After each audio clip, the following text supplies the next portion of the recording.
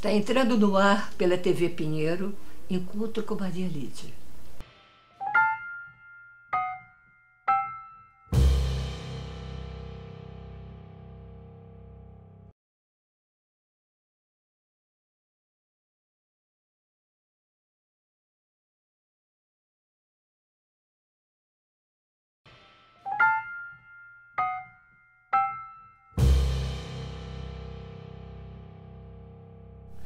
Queridos amigos, nós teremos hoje uma entrevista muito gostosa para você com Eduardo André Chaves Nederff. Vocês imaginem que ele é tetraneto do Visconde de Mauá. O Visconde de Mauá, a gente estuda no colégio, né? Que fez as primeiras estradas de ferro do Brasil. Só que ele fez muito mais do que isso. E agora, o tetraneto dele, o professor Eduardo, que aqui está, vai conversar com vocês sobre muitas das coisas que ele fez, porque ele está diretamente ligado àquele grande museu da Quinta da Boa Vista, que infelizmente foi incendiado. E havia peças do Visconde de Mauá lá naquele museu. Então eu vou começar perguntando a ele sobre algumas das peças que foram danificadas ou que a sua família colocou lá no Museu da Quinta da Boa Vista. As mais preciosas eram justamente as jarras Marajoara, que eram da coleção da Viscondessa de Mauá, que estavam no primeiro andar e, lamentavelmente, foram pulverizadas. Da sala dos embaixadores foram os dois espelhos meus e do meu primo Jorge Sampaio, né, também, que também perdeu. O senhor herdou lá do Visconde? Exatamente, foi um leilão da República, que um primo nosso comprou as peças e meu tetravô também comprou. Vocês compraram no leilão, né? Exatamente. Tivemos que comprar as peças. Reconheceram as peças, né? Exatamente. E, na realidade, existia uma esperança que a monarquia voltasse, né, e fariam a doação para a família imperial, né, o que não ocorreu, né? Mas eles tinham a vontade de reconstituir o ambiente, né, no palácio, né, com o tempo, né? Certo. Mais algumas coisas da sua família que estivesse lá ou de coisas que o senhor conhecesse do museu, que infelizmente foram danificadas? Bom, as cadeiras coloniais tinham eram peças, da época ou era dele? Eram da época até de Dom João VI, do acervo. Jarras, candelabros, muitas peças eu mesmo emprestei desde 1974 para exposições no palácio, né? O senhor emprestava, então, coleções suas, exatamente, da época do Império, né? Exatamente. E, lamentavelmente, essas peças, por estarem lá, né, em exposição lá, perdeu-se quase tudo. Quase não, perdeu-se tudo. Essa ala, inclusive a ala das múmias, né, que pertenciam, também não sobrou nada. A ala das múmias, que eu até conheci bem, eram também ligadas à sua família? Porque a famosa múmia daquela sacerdotisa egípcia, presenteada pelo Khedive Ismail do Egito, foi presenteada a Dom Pedro II por intermédio do Mauá. Por quê? Mauá foi inaugurar a abertura do canal de Suez. E já que estamos entrando no Visconde de Mauá, poderia dar algumas apreciações, nos contar mais alguns detalhes, porque a história só está quase dizendo que ele foi formidável, que fez as primeiras estradas de ferro para o Brasil, ainda na época da monarquia. O senhor poderia contar mais sobre o seu ancestral? O Mauá, pelos livros de história, parece até que o Mauá só inaugurou a primeira estrada de ferro, né? Que liga Magé a Petrópolis. A não ser um filme que passou aí, muito interessante sobre ele. Aquele filme eu gostei. Mas ele está muito incompleto, mesmo aquele filme. Agora, eles chegam a citar as outras estradas de ferro, assim, né? Quais são essas estradas de ferro, por exemplo? A Santo Jundiaí, que pegava todo o estado de São Paulo. Todo o estado de São Paulo?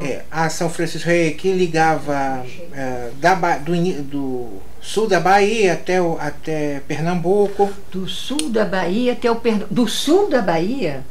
Já a fronteira de Minas Gerais. Pernambuco, amigos. Eu pensei agora em Juscelino Kubitschek, né? Que fez Brasília, querendo... O plano, aliás, de Brasília, anterior ao próprio Juscelino, que Juscelino pôs em prática, seria para a capital no centro do Brasil haver bastante estradas ligando o Brasil inteiro. Mas a gente está vendo pelo Visconde de Mauá que ele já tinha essa visão, né? Exatamente. Ligar, por exemplo, a Bahia até Pernambuco. Uma senhora obra naquela época. Exatamente. Deve ter sido 1800 e tanto, né? 1859. E que mais? Quais foram as outras estradas? De Pernambuco ao Ceará, que era a Central Baturité. Gente, né? Pernambuco ao Ceará, hein? Essa ainda funciona. Funciona? Deste trecho é o único que ainda funciona. Então a estrada, como é o nome da estrada? A Central Baturité. A Central Baturité, que une Pernambuco até Ceará. A capital do Ceará. Que beleza, né? Para o nordestino isso é uma coisa maravilhosa. Era formidável, né? Porque inclusive e ainda existe, Mauá, né? Ela ainda existe. As duras penas, mas ainda existe. Sim. E ele fazia o transporte da carnaúba, que era usado pelos alemães, nas indústrias alemãs, né? E na própria aqui do Mauá. É a palmeira do deserto da carnaúba. Na época chamavam de ouro verde, porque ela funcionava como petróleo. Ela movimentava as máquinas, inclusive as máquinas de guerra, né? Os canhões, ainda até a Primeira Guerra Mundial, os tanques de guerra eram movidos a carnaúba do Ceará. Meu Deus, esse nosso Brasil gigante, né? Maravilhoso. E parece que tem uma estrada que foi parar lá no Chile também, exatamente, né? A estrada da Bahia fazia um troncamento com a Vitória Minas. E também construída por ele. Vitória, Minas. Isso, sim. Vitória no Espírito Santo, né? E até as Minas Gerais. Dali seguia também a estrada de ferro de Goiás, construída por ele, até a fronteira do Chile. Ele também fez essa estrada indo até Goiás. Exatamente. Fantástico. Goiás hoje é Brasília. Exatamente. Já estava movendo aquela parte ali, que eu soube que desde o Império do Dom Pedro tinha muita vontade de dinamizar, né? O Brasil, o centro do Brasil e o Nordeste. Exatamente. Então essa ali no centro é Brasília. E ele estava interessado em fazer isso porque ele tinha interesse em chegar ao Oceano Pacífico. Meu Deus, estávamos no século XIX e um gênio como o Visconde de Mauá fazendo uma estrada do Brasil, no caso, passando por aquela região de Goiás, até o Chile, mas ultrapassando a cordilheira. A cordilheira com pontes, foi tudo construído. E tanto a parte brasileira como a parte... Mas como é que pode subir aquela cordilheira? Tudo, ele fez tudo com cremalheira. Com o quê? Cremalheira. O que é? Nós temos ainda a cremalheira no Corcovado. Tanto que nós ainda vemos, ela ajudava a puxar tanto a locomotiva como os vagões. Mas como é que eles atravessavam? Que muito alto. Exatamente. Mais de 3.000 metros. E as pontes também eram feitas na Ponta da Areia. Aqui é a fábrica do Mauá, aqui em Niterói. O que? Ele conseguia Conseguiu. Isso. Tanto que a parte chilena ainda está intacta. Qual é essa parte chilena? A estrada de ferro no Chile está completa. Passando pelas cordilheiras? Só o que nós fazíamos subindo, o lado chileno era descendo, né? Mas descendo até o Brasil? Não, descendo até o Pacífico, né? Descendo até o Pacífico, aquela parte de lá. Então tanto que hoje, né, nós recebemos cartas do governo chileno agradecendo pela indústria. O Mauá não mexeu só com o desenvolvimento industrial no Brasil, também foram em vários países, né? Então vamos conversar sobre o que o nosso Visconde de Mauá fez, coisas incríveis na Europa e em outros países, daqui a pouco.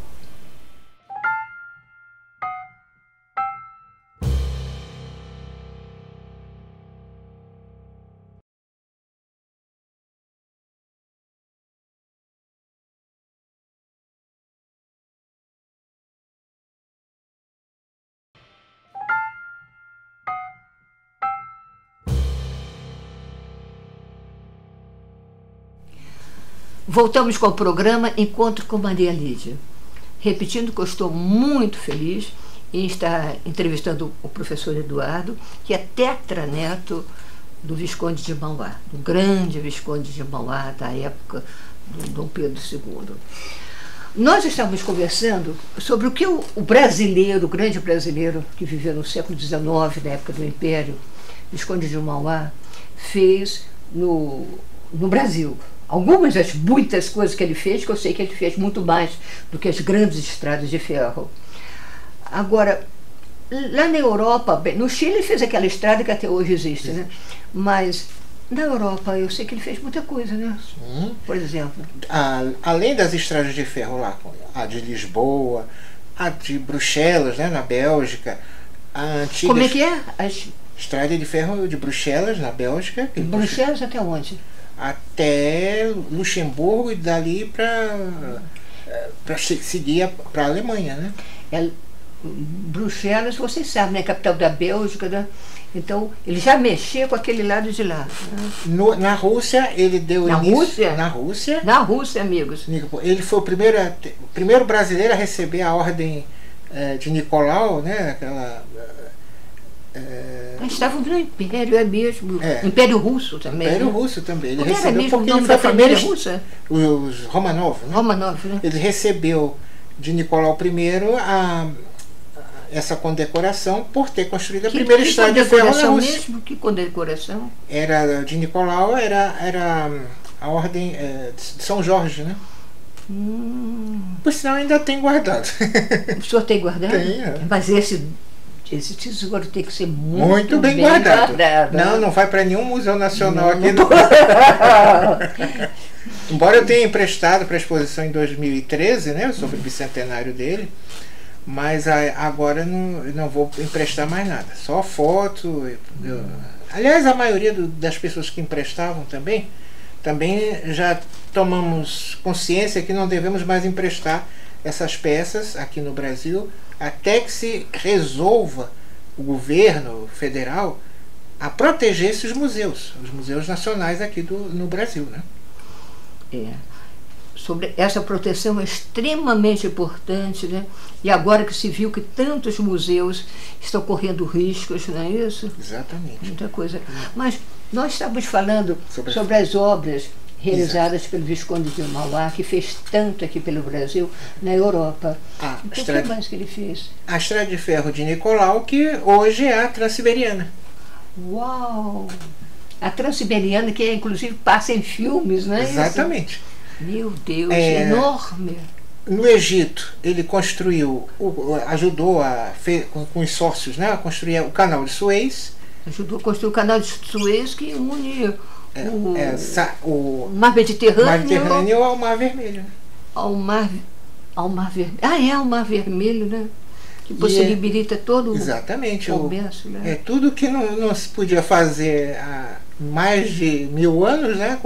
Ali no século XIX já podia fazer.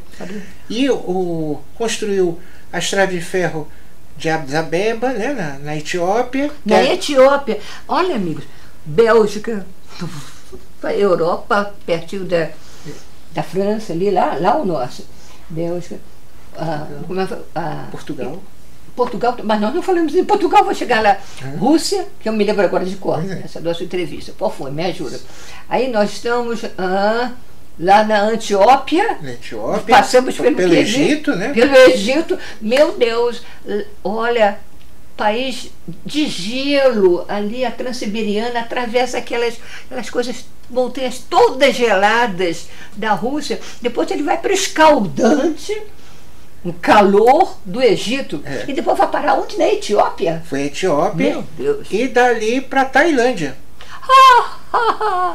Tailândia, meu amigo. Tailândia, lá no Oriente, perto da Índia, por ali, exatamente. Né? O que ele foi fazer lá da Etiópia? Foi fazer a estrada de ferro de Bangkok, né? Até o Camboja. Meu Deus! De Bangkok ao Camboja. Eram os dois reinos, né? Ele tinha facilidade enorme para fazer estradas, né? Exatamente. E ainda fez a do Japão, a primeira estrada de ferro no Japão, que é a área de Yokohama. Funciona até hoje. Olha, amigos, esse brasileiro, né, Visconde de Mauá, foi... E impressionante. Fez tudo isso, minha Nossa Senhora. Eu vou lhe contar eu não posso deixar de lhe contar que quando ele inaugurou a Estrada de Ferro em Lisboa, sim, as pessoas... quando em Lisboa, Portugal, as pessoas se assustaram com o movimento da locomotiva, né? E aí, quando ele, 10 anos depois, foi inaugurar a Estrada de Ferro de Bangkok, ele pensou, nossa, se lá as pessoas se assustarem aqui, vai ser um negócio. Mas o rei da Tailândia, que compareceu à inauguração, aí ele comunicou ao rei, majestade, eu temo pela população se assustar com as locomotivas. E o rei, descendo do seu elefante branco, aproximou-se, né, do palanque e falou, meu povo, reverenciem o dragão de fogo, né? Meu Deus! Aí, ao invés do povo correr, começou a prostrar-se diante da locomotiva, e até hoje, tanto que houve uma comemoração lá por causa da inauguração da Estrada de Ferro, né, de Bangkok. As pessoas ainda se ajoelham em frente à locomotiva quando ela passa. O que? Extraordinário. Mas pensar que agora, há pouco tempo, né? Não tem nem 200 anos por aí, né? A Estrada de Ferro era considerada um ser estranho, né? Monstro, né? O próprio Mauá já era considerado um extraterrestre também. O ET. Era o Júlio Verne, né? Considerava ele um extraterrestre. No livro 20 Mil Léguas Submarinas, Júlio Verne colocou que o Nautilus era resgatado, era consertado numa ponta da areia, que era a fábrica do Mauá em Niterói, né? O amigo sabe que Nautilus era um submarino, né? Aliás, foi o primeiro submarino movido a energia atômica, não é Exatamente. Isso? O nosso, mas plagiando o que nós ouvimos da história do 100 Mil Léguas Submarinas. No outro livro dele, aquele da Terra à Lua, ele dizia que só o Banco Mauá poderia financiar tal façanha. E ainda temos isso. O Banco Mauá.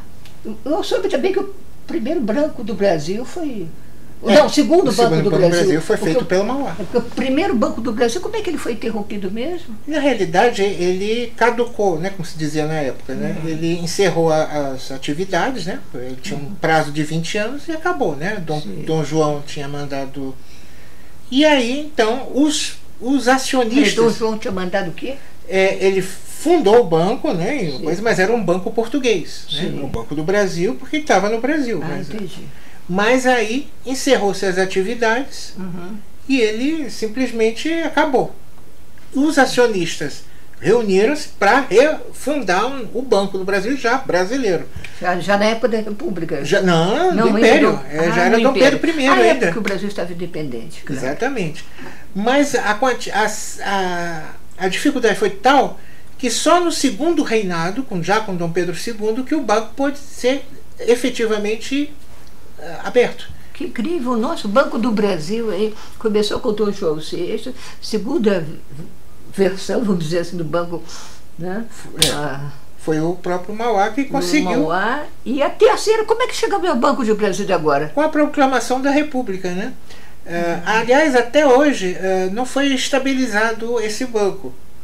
O banco foi feito Banco da República Federal do Brasil, né? Sim. Mas não houve reunião com os acionistas até hoje. Eles vão fazer. Vai ter que fazer. Olha, professor, quero lhe agradecer muito a sua presença. Abrilhantou muito nosso programa, nossa entrevista. E desejo que faça muitas entrevistas, dê muitas palestras, que eu sei que dá, muitas apresentações, para divulgar a história do Brasil, sobretudo de grandíssimos homens como este Visconde de Mauá, o seu tetravô. Eu que agradeço, estou sensibilizado, minha mãe também, toda a família. Ele trouxe a mãezinha dele, a trineta do Visconde de Mauá. E eu creio que conte conosco para precisar. tenha sempre a nós como seus amigos aqui e seja sempre bem... Obrigada. Eu não vou largar o senhor mais, tá bom? Então, amigos, até uma próxima vez. Obrigada.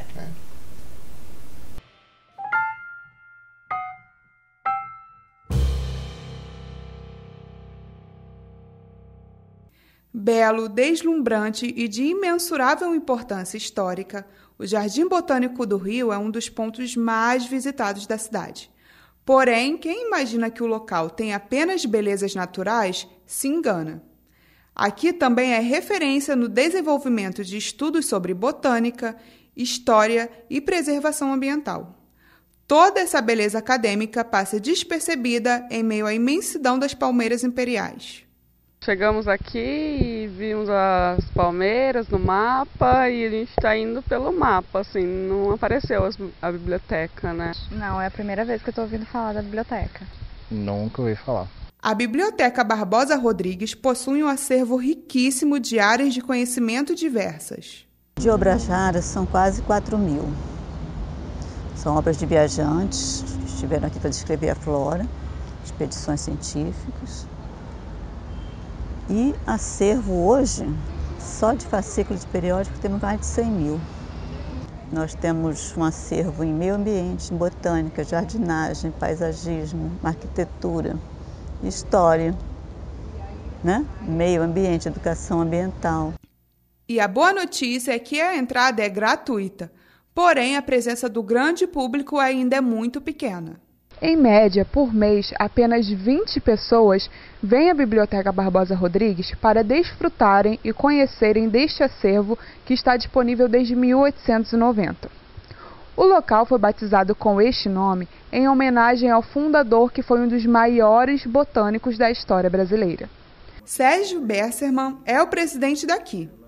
Ele destaca a importância da união entre a beleza natural e intelectual do Instituto. É importante manter essa dimensão do jardim como uma visitação, mas ao mesmo tempo aproveitar e oferecer oportunidade do sujeito. Num dia ele visita só para flanar, mas no outro dia ele já pode seguir, por exemplo, a trilha da história natural das plantas, juntar visitação com conhecimento. Bastante biblioteca, gosto de ler, teria interesse em conhecer, sim. Sim, acho que seria um bom passeio. Até quero passar lá agora.